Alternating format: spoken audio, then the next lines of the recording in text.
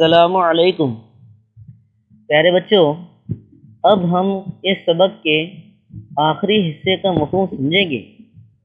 عزیز طلبہ، مصنف کہتے ہیں کہ برسات کے موسم کی ایک اور خصوصیت یہ ہوتی ہے کہ اس میں نئے نئے سماجی تعلقات اور آپ کے نئے نئے دوست بنتے ہیں۔ جیسا کہ آپ برسات میں اپنی چھتری کھول کر سڑک پر چلے جا رہے ہیں اور اچانک ایک صاحب آپ کے ساتھ ساتھ چلنے لگیں، تھوڑی دیر بعد وہ آپ سے قریب آ جائیں گے۔ ایک بار ہم نے ایک شخص کو اسی طرح اپنی چھتری میں پناہ دی تھی۔ وہ صورت سے شریف لگتا تھا، اس لیے ہم کافی دور جا کر اسے گھر تک چھوڑ آئے۔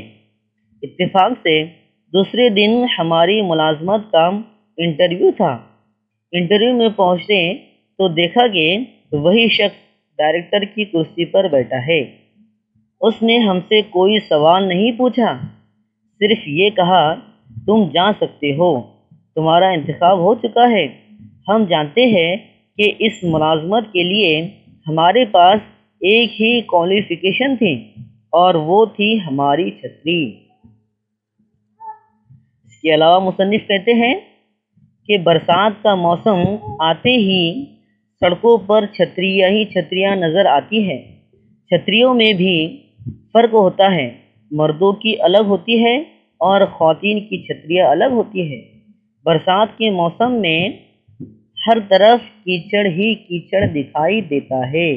جب ہم یا ہمارے دوست کیچڑ پر سے پھسلتے ہیں تو بڑا مزہ آتا ہے، لیکن ہڈی ٹوٹنے اور سوٹ خراب ہونے کا نقصان بھی ہوتا ہے۔ اس کے علاوہ پیارے بچوں، آپ نے دیکھا ہوگا کہ جب آپ راستے سے گزرتے ہیں تو گاڑیاں ہمارے کپڑوں پر کیچڑ اچھالتے پھرتی ہے، جس سے ہمارے اعلیٰ اور نفیس لباس کے ساتھ ہمارا روم روم بھی کیچڑ میں لت پت ہو جاتا ہے۔ اب ہم معنی و اشارات کو سمجھ لیتے ہیں۔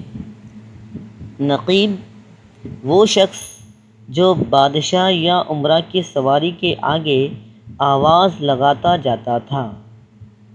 تردید رد کرنا، کسی بات کے خلاف بات کہنا۔